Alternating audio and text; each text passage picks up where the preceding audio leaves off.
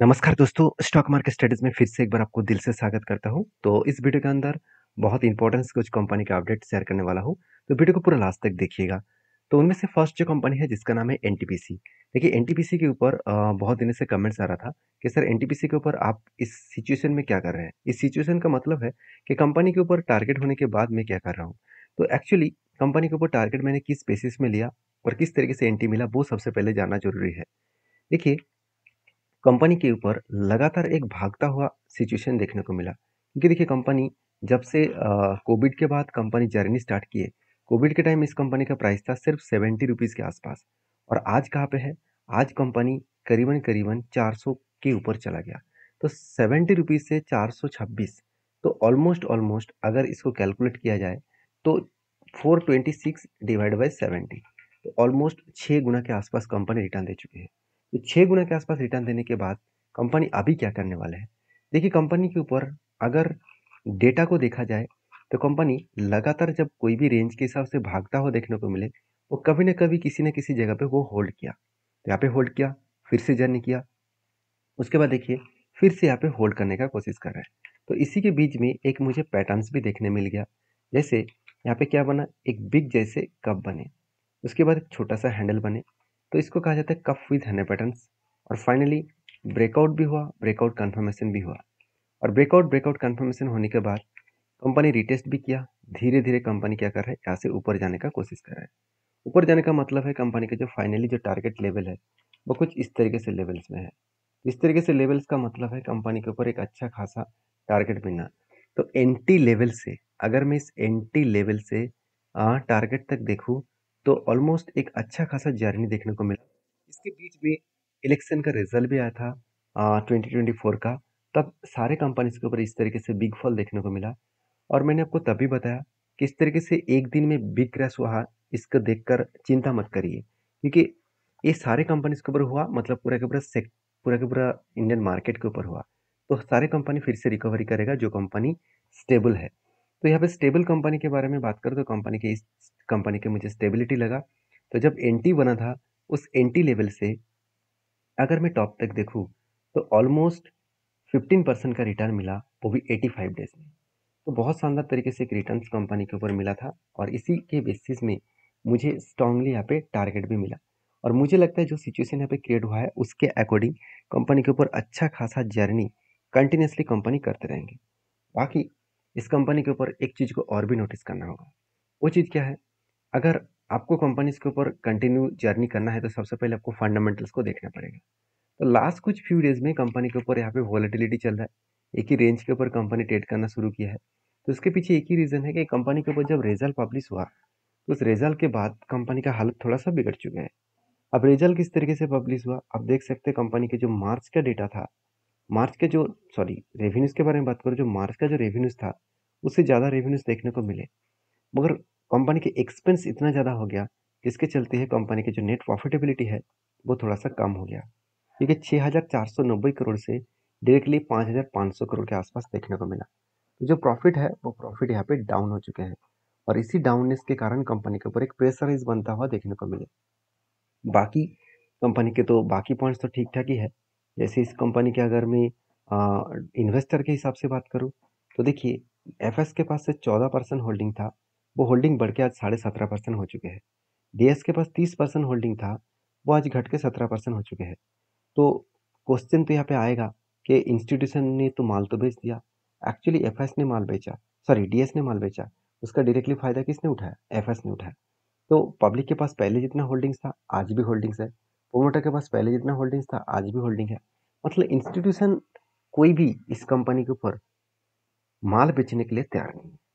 तो इस चीज़ों को आपको समझना पड़ेगा, इस डेटा को आपको समझना होगा।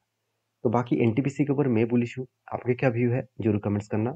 हाँ, फिलहाल के लिए मेरा कोई ट्रेड नहीं है, जब कोई ट्रेड बने, जब कोई रेंज बने तो मैं जरूर आपके साथ शेयर करूंगा।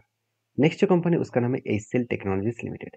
तो सबसे पहले एचसीएल टेक्नोलॉजीज के ऊपर एक गुड अपडेट है जो मैं आपके साथ शेयर करने वाला हूँ। आप खुद ही देख सकते हैं कुछ इस तरीके से अपडेट मिला। राजेश राजेश जो धीमान है, तो Rajesh Dhiman ji join HCL software as a area VP from India and South Asia.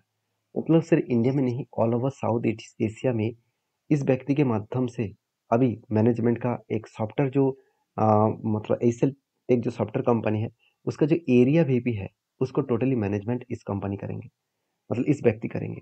तो बेसिकली इस कंपनी के आने के बाद कंपनी के ऊपर अच्छा खासा बूस्ट और भी मिलने वाला है, क्योंकि इनका मतलब अगर हिस्ट्री को चेक करेंगे तो इसका मैनेजमेंट स्टाइल और इसका बिजनेस करने का स्टाइल थोड़ा सा अलग है।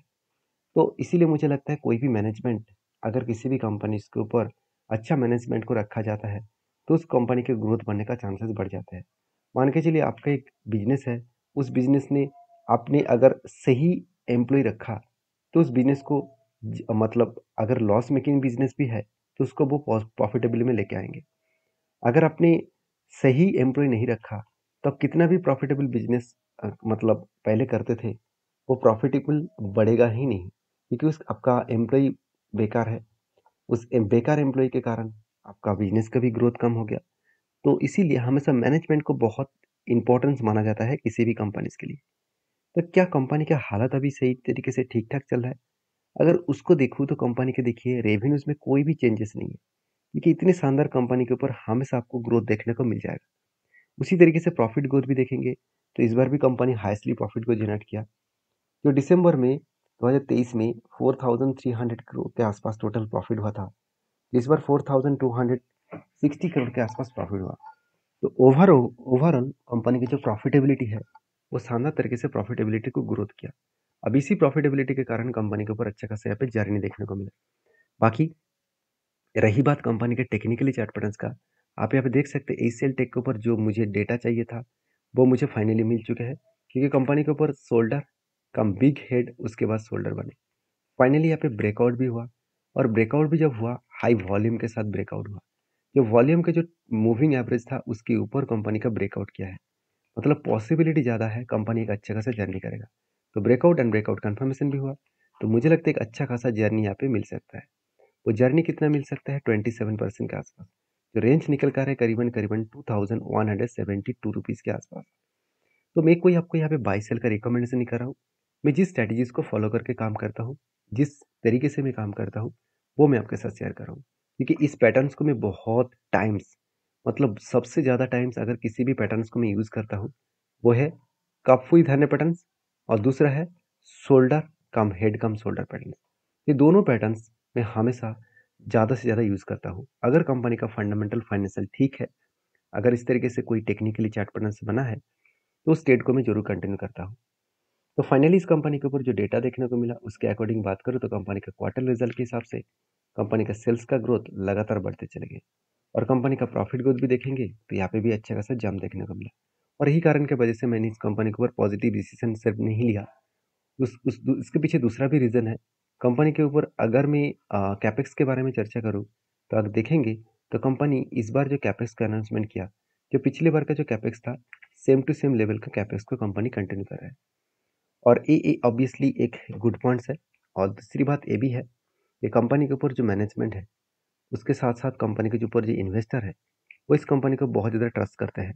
जैसे एफआईएस ने 19% होल्डिंग को 18% किया, उसका डायरेक्टली मतलब फ़ायदा डीएस ने उठा लिया, पब्लिक को उठाने का मौका ही नहीं दिया।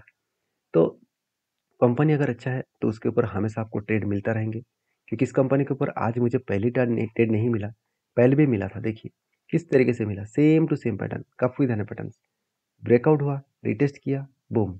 उसी तरीके से मुझे भी यहाँ पे लगता है कि कंपनी फिर से इसी तरीके से कुछ पैटर्न्स बनाकर ऊपर जाएगा। तो बाकी आपके क्या ओपिनियन है, एक बार मुझे कमेंट्स करके बताना। नेक्स्ट जो कंपनी उसका नाम है बोरोसिल रेन्यूएबल्स एनर्जी। तो बोरोसिल रेन्यूएबल्स एनर्जी बेसिकली देखा जाए तो कंपनी के सेल्स में कोई चेंजेस नहीं है, चलो ठीक ठाक ही सेल्स हो रहा है। एक छोटे कंपनी के ऊपर इस तरीके से सेल्स मेंटेन करना ये भी इतना आसान नहीं है। और उसके साथ साथ अगर प्रॉफिट ग्रोथ के बारे में बात करूँ, जहाँ पे मुझे थोड़ा सा झटका लगा, क्योंकि इसका प्रॉफिटनेस बहुत वीक है, सिर्फ वीक नहीं है, नेगेटिव भी है। क्योंकि पहले तो कंपनी सितंबर क्वार्टर में प्रॉफिट किया था, उसके बाद धीरे धीरे करके कंपनी लॉस बढ़ते चले गई। मार्च क्वार्टर में कंपनी अराउंड 53 करोड़ के आसपास लॉसेस किए, और जून क्वार्टर में 14 करोड़ के आसपास कंपनी का प्रॉफिट किए। तो ओवरऑल कंपनी की जो प्रॉफिट मार्जिन है, उसके हिसाब से बात करूँ तो कंपनी के ऊपर थोड़ा सा प्रेशराइज तो है, थोड़ा सा मतलब बहुत ज़्यादा ही प्रेशराइज है, क्योंकि जो कंपनी लॉस मेकिंग कंपनी है उसके साथ आरओसी आरई नेगेटिव है, तो उस कंपनी के ऊपर काम करना मतलब बहुत बड़ा जोखिम वाला बात होगा। क्योंकि आप चार्ट को देखेंगे तो आपको खुद पता चलेगा। देखिए, इस तरीके से कंपनी काम कैसे करते हैं, बूस्ट होता है तो एक धमाका बूस्ट होते हैं। बड़े-बड़े ऑपरेटर इसको पुश करके ऊपर लेके जाते हैं। उसके बाद देखिए बिग फॉल। आपको लग रहा होगा कि इतना ही तो गिरा है, और कितना मतलब गिर सकता है और कितने परसेंटेज गिरा होगा। अगर मैं टोटल ओवरऑल टॉप लेवल से मैं डाउन लेवल तक देखूँ, तो ऑलमोस्ट 55% के आसपास क्रैश हो गया था। और वो भी कितने दिनों में? सिर्फ़ के सिर्फ़ 330 डेज़, मतलब 1 साल के अंदर-अंदर कंपनी रिटर्न तो दिया दूर की बात है, उल्टा कंपनी अराउंड 50% के आसपास क्रैश हो गया था। उसके बाद देखिए कंपनी धीरे-धीरे करके फिर से ब्रेक रिकवरी करने का कोशिश कर रहा है। तो मुझे नहीं लग रहा कि इतना आसानी से वो रिकवरी करेगा। तो जो लोग काम करना चाहते हैं इस कंपनी के ऊपर, एक बार सोच समझ कर काम करिए। मान लेता हूँ कंपनी एक मोनोपोली जैसे बिज़नेस भी खुद की क्रिएट किया है। फिर भी छोटे कंपनी के ऊपर स्टेबल होने के लिए बहुत ज़्यादा मेहनत करना पड़ेगा। बाकी इस कंपनी के ऊपर आपके क्या ओपिनियन है, ज़रूर मुझे कमेंट्स करके बता सकते हैं। नेक्स्ट जो कंपनी है उसका नाम है पल्सर इंटरनेशनल लिमिटेड। तो पल्सर इंटरनेशनल लिमिटेड एक छोटा-सा कंपनी है। इसका 1:10 रेशियो का यहाँ पे कंपनी बहुत बड़ा अनाउंसमेंट किया। 1:10 रेशियो का यहाँ पे बोनस मिलने जा रहा है, क्योंकि बोनस का अनाउंसमेंट जल्द से जल्द आने वाला है।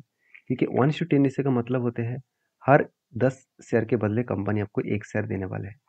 तो जो लोग बोनस पाना चाहते हैं, इस कंपनी के ऊपर डीपली रिसर्च करें, उसके बाद काम करें। वीडियो अच्छा लगे तो प्लीज़ लाइक करिए।